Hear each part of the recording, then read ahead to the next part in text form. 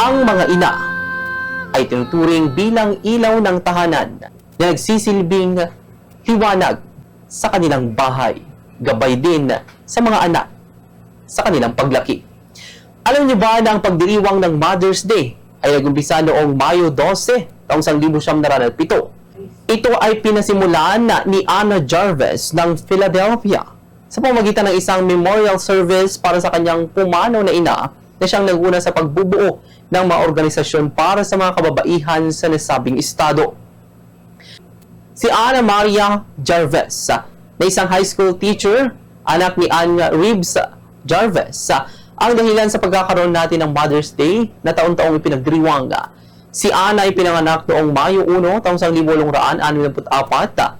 Apat lamang sa 13 magkakapatid na nabuhay hanggang sa pagtanda. Ang kanyang nakatatandang kapatid na lalaki nag-iisang may sariling mga anak. Ang huling direktang descendants o ninuno ng kanyang kuya ay pumanaw noong 1980s. Bagamat hindi mismo isang ina, itinatag ni Ana ang isang araw para parangalan ang kanyang ina.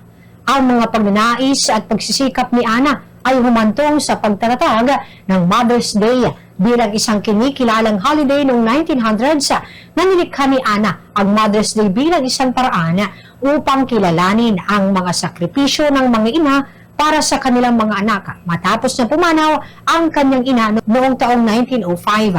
Ang inang si Ana na isang peacemaker ay gumawa noon ng isang concerted effort na isinulong ang komunidad at pakikipagkaibigan sa mga ina na magkabilang panig ng digmaan sa panahon na matapos ng digmaang sibila.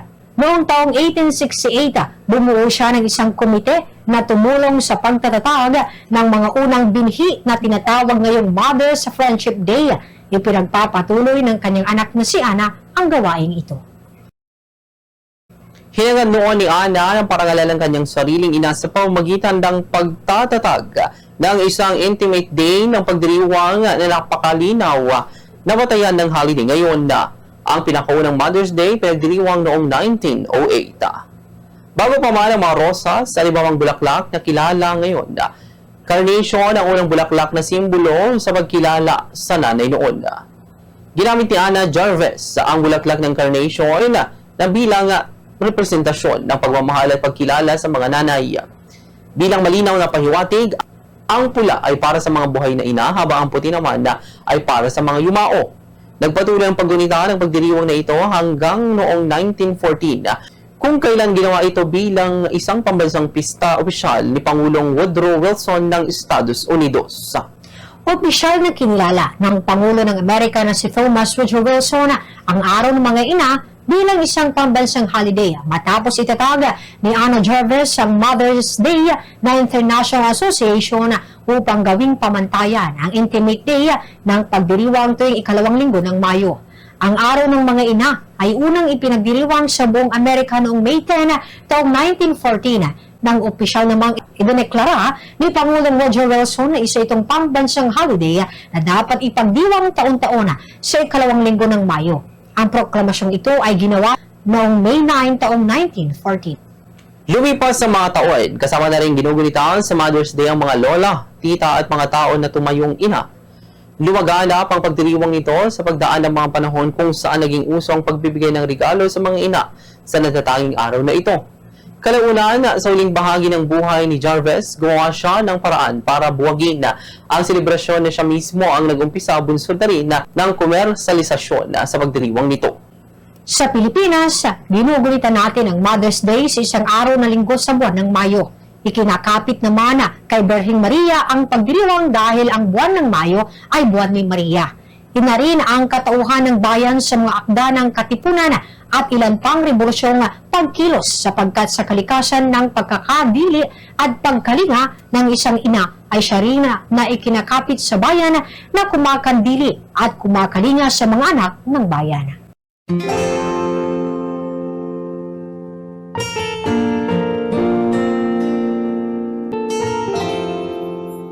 Siguro ang may pagmamalaki ko sa aking ina is yung naging ina ko siya. Lahat naman tayo yun yung may pagmamalaki natin, na mayroon tayong ina na gumagabay sa atin.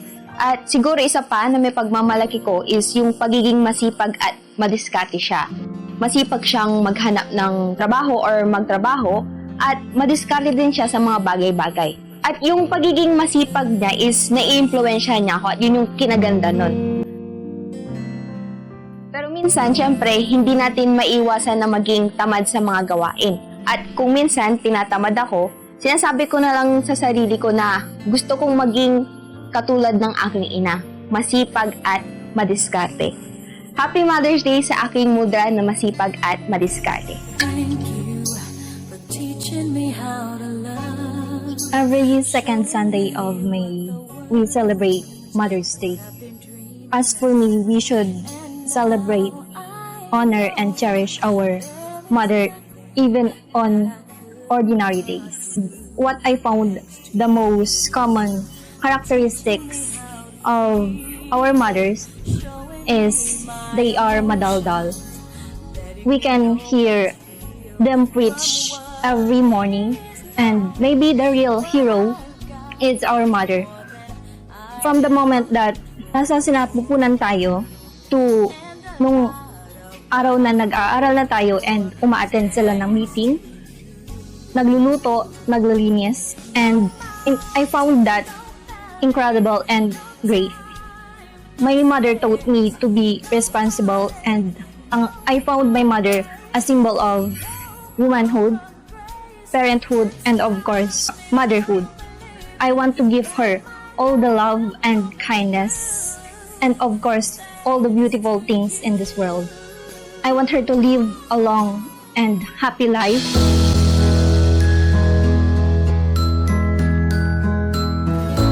Ang aking ina ay isang huwaran ng katatagan at walang kapantay ng pagmamahal. Sa kabila ng mga pagsubok na dumaan sa aming pamilya, hindi siya kailanman sumuko. Lalo na't mag-isa na lamang siyang nagtataguyod sa amin simula nung 1 taon pa lang. I miss the days when you were here. Palagi siyang nagsusumikap upang matustusan ang aming pangangailangan. Kahit pa ito'y nangangahulugan ng pagod at sakripisyo, ang kanyang dedikasyon at tiyaga ay tunay na kahanga-hanga. At ito ang isa sa mga bagay na labis kong ipinagmamalaki sa kanya. Bukod sa kanyang kasipagan, ang aking ina ay may pusong mapagkalinga at mapagbigay. Hindi lamang sa amin siya nag-aalaga, kundi pati na rin sa mga taong nangangailangan ng tulong. Ang kanyang malasakit sa kapwa ay isang inspirasyon sa akin na maging mabuting tao rin. Sa kabuuan, ang aking ina ay isang ilaw ng tahanan na nagbibigay ng liwanag at init sa aming pamilya.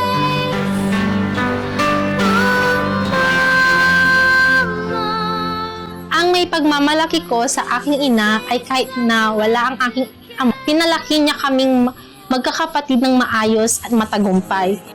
Na itinaguyod kami ng mag-isa. Alam kong nahihirapan siya bilang isang single parent, pero hindi siya sumusuko at patuloy siyang gumagawa ng paraan para matustusan ang aming pangangailangan at may taguyod ang aming kinabukasan. Bilang ganti, pinagbubutihan namin ang aming pag-aaral at pinapangarap namin makapagtapos upang maipakita namin sulit ang lahat ng kanyang sakripisyo.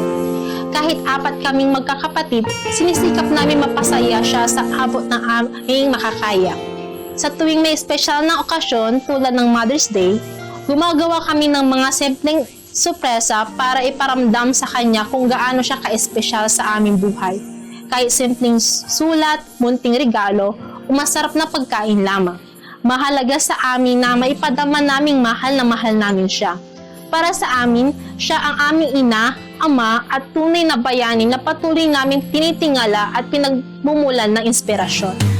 Sana'y di na magising kung nangangarap man din.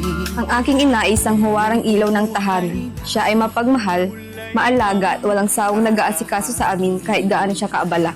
Sa kanyang mga kamay ay nararamdaman ko ang init ng pagkalinga at sa kanyang mga salita ay naroon ang paggabay na aking laging inaasahan. Hindi madali ang kanyang araw-araw, ngunit hindi mo siya maririnig na nagrereklamo. Lagi siyang maagang gumigising upang ihanda ang lahat bago kami pumasok sa paaralan. Sa bawat sulok ng aming tahanan ay ramdam ang kanyang presensya. Malinis ang paligid, may masarap na pagkain sa mesa, at may ngiti siyang sumasalubong sa amin sa bawat pag-uwi. Bukod sa pagiging isang mabuting ina, siya rin ay isang matalik na kaibigan, marunong siyang makinig, umintindi at magpayo. Sa tuwing ako'y may problema, siya ang una kong nilalapitan. Tunay ngang siya ang aking sandigan, inspirasyon at gabay sa buhay. Ngunit nung siya ay nawala, tila nagbago ang lahat, labis ang aming kalungkutan. May nagmamahal, aakay sa'yo. Aking inay, ikaw ang nagbigay ng buhay ko. Atin namang alamin ang paraan ng pagdiriwang ng Mother's Day sa ibang bansa. Iba ang tradisyon ng South Korea sa pagdiriwang ng Mother's Day kumpara sa nakasanayan sa Pilipinas kung saan sabay ang pagsiselebra ng araw ng mga ina at ama. Sa panayam ng Bombo Radyo Dagupan kay Alo Abendan, ang Bombo International News Correspondent sa South Korea, sa halip na magkahiwalay kasi ang Mother's Day at Father's Day, sabay nitong ginugunita sa nasabing bansa, kung saan tinatawag naman itong Parents' Day. Kasi ang nanay ang di ba? Ang nanay yung binubuo ka pa lang ng Diyos sa sinapupunan. Sinapupunan na yan ang nanay mo. Di ba? Hanggang sa ikaw ay ilabas sa mundong ito, ang nanay natin ang naghirap, umire, di ba? Mag-labor para ilabas tayo. So, pahalagahan natin ang ating mga nanay. At wala namang perfect na nanay, di ba, no, madam? Wala eh. So, sabi ko nga doon sa iba, kahit na anong kapintasan, makikita mo sa iyong ina, she still deserve yung respeto na kailangan ibigay natin sa kanila. By the way, yung ating mga grupo ng mga OFW dito, sa Sunday, meron kaming special celebration para sa mga nanay.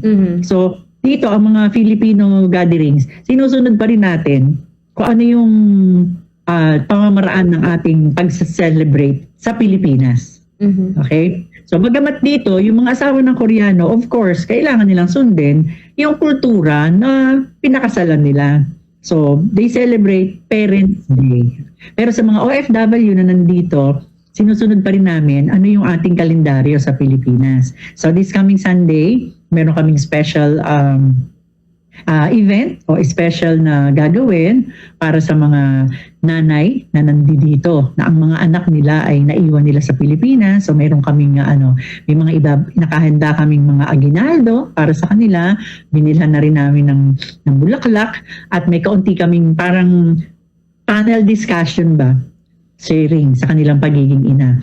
So yun. So sa mga anak na nakikinig, mahalin ng magulang kasi yan ang promise ng Diyos eh. Sabi mga anak, sabi igalang nyo ang inyong ina at ama upang humaba ang inyong buhay.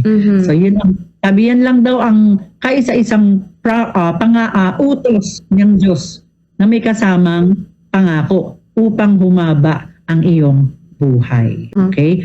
Kasi karamihan sa mga babae ngayon ay unang-una tinitignan daw yung gastusin, magastos daw pag nagkaanak. Kaya hindi na sila nag-aanak. Pangalawa, yung figure daw, madidisfigure daw ang kanilang mga balingkinitang mga katawan. Yun nga yung inaano nila ang kanilang profesyon. Mawawala.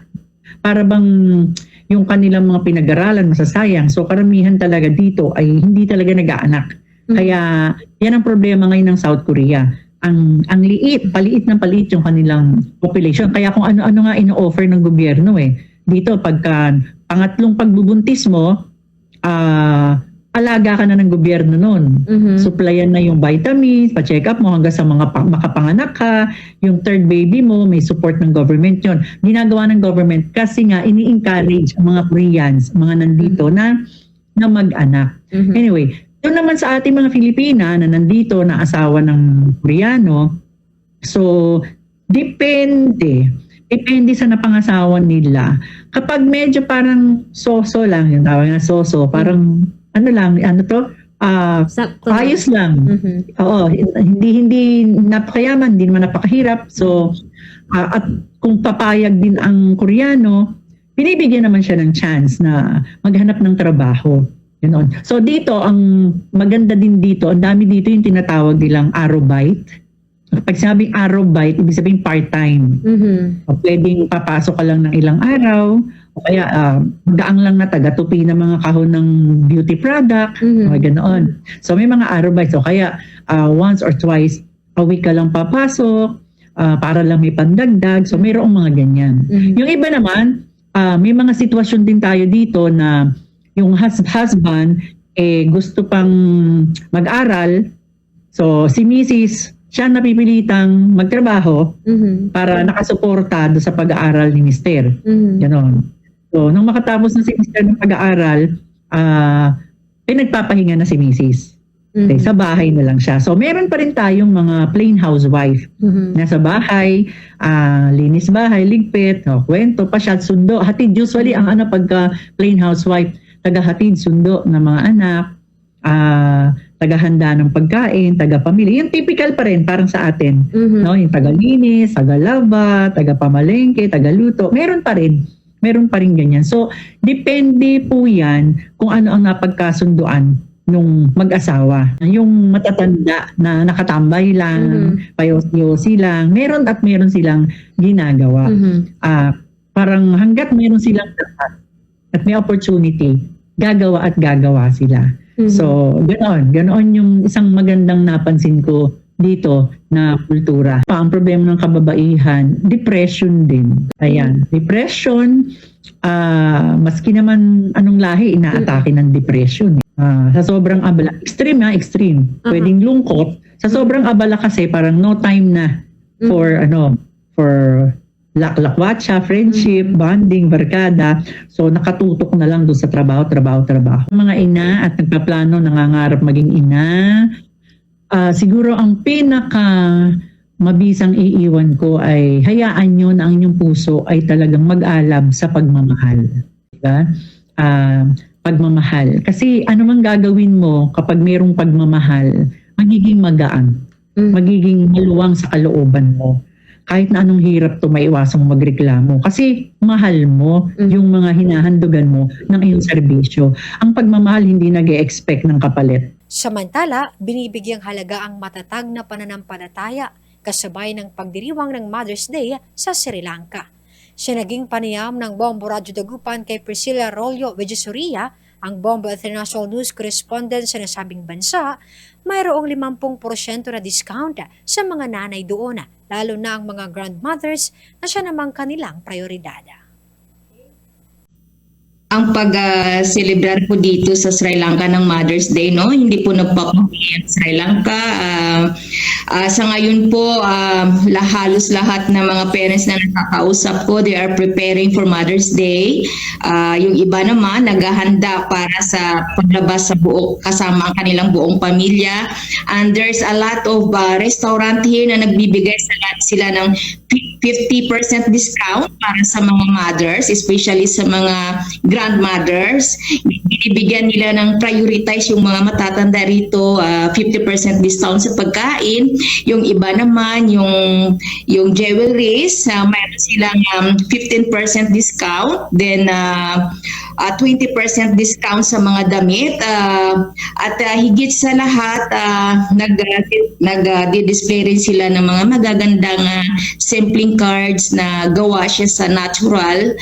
And then, binibigay nila sa kanilang mga mahal sa buhay, lalo-lalo na sa mga matatanda dito sa Sri Lanka. Prepare, pupunta sa simbahan, especially sa temple, kasi yung belief nila dito, mas gusto nila yung kanilang buong pamilya na matatag sa pananampalataya with celebrating on that day sa Mother's Day. Talagang masarap sa pakiramdam kasi binibigyan nila talaga yung priority, yung pananampalataya nila kasama sa pag-celebrate sa araw na yon. And then yung pagkain nila sa labas, pagbibigay ng mga flowers, cards. At pero dyan sa Pilipinas, talagang bongga-bongga talaga sa atin dyan kasi malayo pa lang na talagang nakikita mo yan yung mga special gift diyan, no? Pero dito sa amin na talagang sanay kami sa mga simpleng paraan. At least we are celebrating with full of love, especially sa mga matatanda. Sa staff ng Bombo Radio Dagupan, sa lahat na nakikinig ngayon sa araw na ito, Happy Mother's Day sa inyong lahat. I-embrace natin yung mga mahal natin na magulang, auntie o whatsoever, kaibigan man yan, dahil yan ang pinaka-importante sa atin, no, sa mga oras na yan, dahil ang Mother's Day, isang beses lamang sa isang taon. May nagmamahal, aakay sa'yo. Aking inay, ikaw ang nagbigay ng buhay ko. Buhay na kay ganda, pangarap ko na makamtan ko na.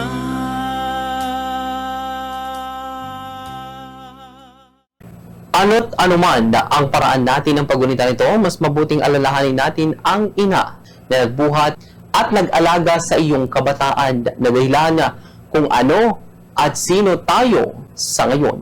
Mabuhay ang mga ina! At yan ang ating special feature sa araw na ito. Inyong nakasama, Bombo Myra Reside. at Bombo Oliver na kumus para sa number 1 and most trusted radio network in the country, Bombo Radio Philippines. Basta Radio, Bombo!